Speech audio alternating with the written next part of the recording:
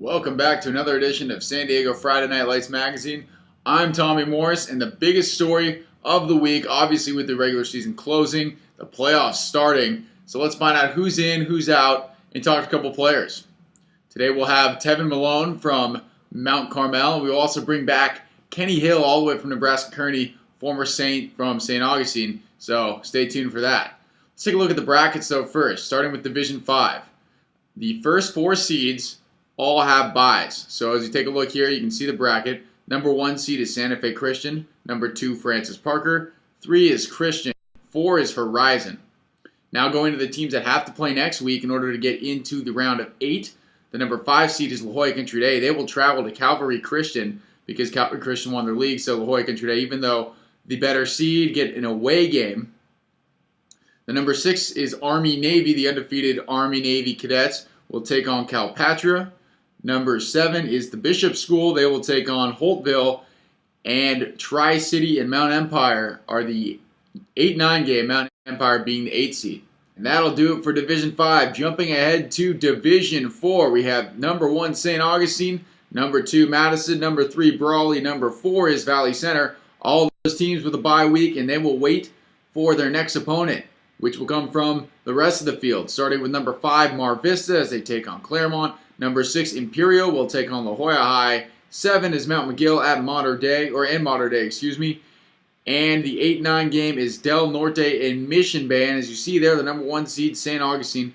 So what a better way to talk about Division 4 than to bring in a former St. Augustine player now playing in college, Kenny Hill of Nebraska Kearney. Kenny, one more game left against Fort Hays after a long season, huh, Kenny? Fort Hays is a big rivalry that was going on back in the day, and we're happy that it's back and get the whole town involved. And it's a pretty big week here in Kearney, so we're all pretty excited for this game. Kearney is a smaller town, definitely a Division II town, Division II school for those who don't know. How do you feel like your game fits into Division II? Do you like it better than if you were to go to 1 or 3, or how do you feel like that dynamic works? I love Division II. You know, we have just as many athletes as Division I. You know, we just don't have the big time TV contracts that they get. You know, Division I, you know, that's a lot of guys who have NFL hopes, and here at Division II, I mean, we all play because we love the game. You know, not everyone is guaranteed a combine and a pro day and an NFL contract, so everyone playing Division II and below just loves to play football, and, you know, you got to love playing with guys like that. Speaking of NFL, we got to talk about Arthur Hobbs. Obviously, he was on your team last year, played opposite you, same position. What did you learn from him? What kind of things did he teach you that made you who you are now? I mean, he's taught me a whole lot. I mean, we were at Grossmont together. You know, before I even came here, you know, he was teaching me techniques and different things I can use on the field and off the field to prepare as well. And, you know, with him playing alongside with me and then, you know, going to a training camp and that whole process with the Chargers, you know, he's taught me a whole lot from NFL point of view of what to do to get better, to make it to the next level. And he's been a big help in this process and is continuing to do the same thing. From Grossmont, you're from Grossmont. I believe 3 guys from Grossmont on the squad right now. What's it like to play with them at JC, then go to a 4-year, and how did that all start?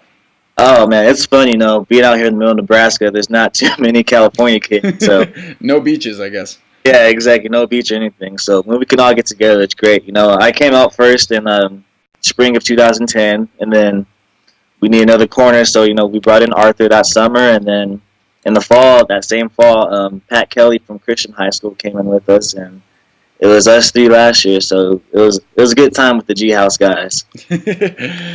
Going back to San Diego a little bit, your Saints are in the playoffs as they always are. I shouldn't even have to say that. Have you been keeping up with them? What are your predictions for their playoff hopes? I have. You know, I love keeping up with Saints and seeing how they're doing. You know, they're having a great season. A lot of great guys on the team. Had a big win against Lincoln this last Friday, so playoff hopes are looking pretty good. Get all the way, go to CIF, beat Cathedral. You know, that's number 1 on our list all the time. So get that done, then get a ring. I'll be a happy man. Cathedral, obviously the big rivalry for Saints. When you think back at your high school career, what is the one memory that stands out? Is it that game, or is there something else in there too?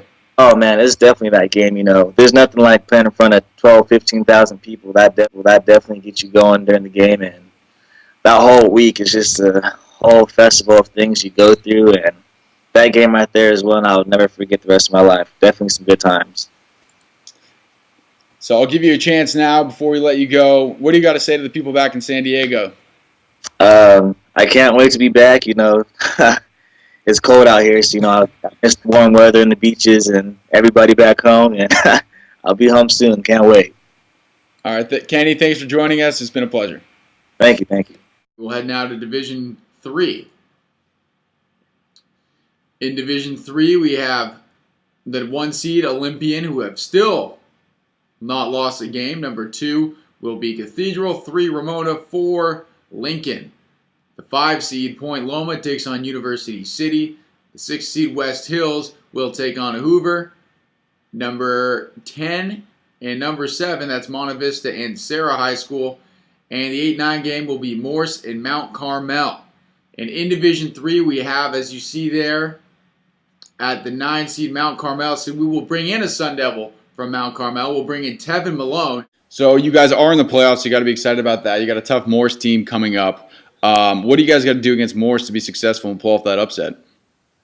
We definitely we have to execute. Like, we haven't had one game where everybody has just really done their job and executed. So I think when we do that, we will have a positive outcome.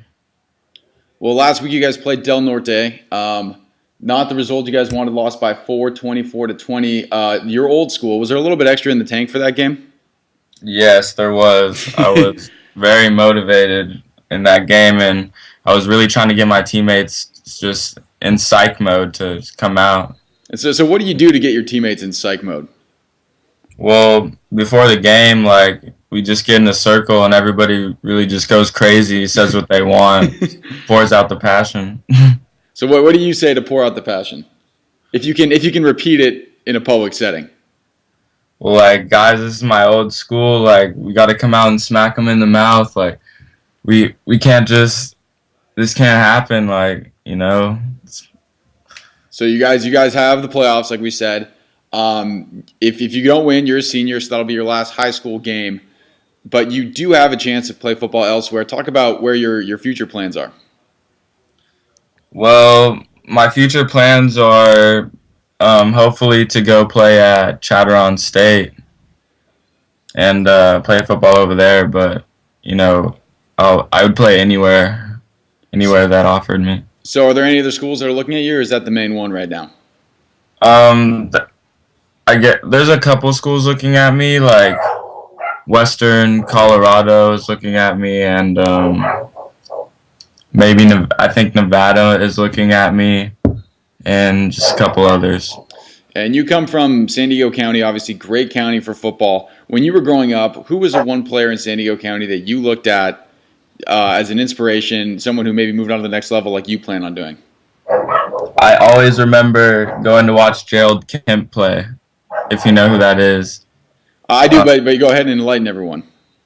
Yeah, Gerald Kemp was just an amazing athlete. He played at RB, and I really liked the way he played and his aggressiveness. So his aggressive style, was there anything else you took from him? Similar positions. Are there little techniques that you saw in him that you try and implicate in your game?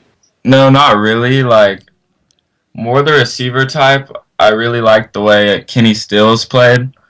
I really try to follow in his footsteps because I also really like Oklahoma, and I think he's a really good player. So getting back to the playoffs a little bit, you guys have that game with Morse. Talked about the passion flowing out in the game against Del Norte. What are you going to say to your guys on Friday to get the passion flowing out against Morse? All I really can say is just shut up and hit someone. I mean, you can talk a big game, but you really just got to go out there and you got to do what you got to do on the field. And again, I hate to keep asking this, but looking back at your whole San Diego career as a high school athlete, what to you will be the one memory you'll take away? Something that makes you smile every time you think about it. Definitely beating RB. That was one of my highlights in my high school football career. And why is that? Because everybody just had a really good game, and we didn't quit. I mean, they were up 21-0 at half, and we just came back, and we were back in it and won, pulled it out. So Tevin, good luck in the playoffs. We wish you the best of luck in college as well. Anything you want to get out there before we let you go today? No, but thank you for interviewing me, and thank you for the good wishes. All right, thanks, Tevin. All right, see ya. All right, thank you, Tevin. That is Division 3. We will go now to Division 2. As we take a look at the schedule here, Oceanside, the number 1 seed. Number 2 is Helix 3, Poway 4, La Costa Canyon. The rest of the field is Valhalla. Number 5, RB, despite only having 1 win this year, will be in the playoffs. Good for those guys. They'll take on Valhalla. Number 6 will be Westview, taking on Bonita Vista. Number 7, Steel Canyon, facing San Marcos. And the 8-9, Orange Glen at Hilltop. And the big division, Division 1, as it comes across screen right now. Mission Hills is the top dog. Number 1 seed, number 2 seed Eastlake, 3 Grossmont, 4 San Pasqual. And taking a look at the 5 through 12 seeds. Number 5 is El Camino. They will play Patrick Henry. The 6 is Chula Vista. They will play Rancho Buena Vista. Number 7, Eastlake will take on Torrey Pines, who's had a couple of huge wins this year. Not a full season put together though by the Falcons. They get the 10 seed. And 8-9, Otay Ranch, team that was really hot in the beginning of the year, then hit kind of a slump. They get the 8 seed. They will take on Carlsbad, and that is your playoff picture for 2012. I'm Tommy Morris. Come back next week. The field will be narrowed down. The 12 teams in each division will go to 8. Bunch of exciting football coming up next week, so make sure to tune in.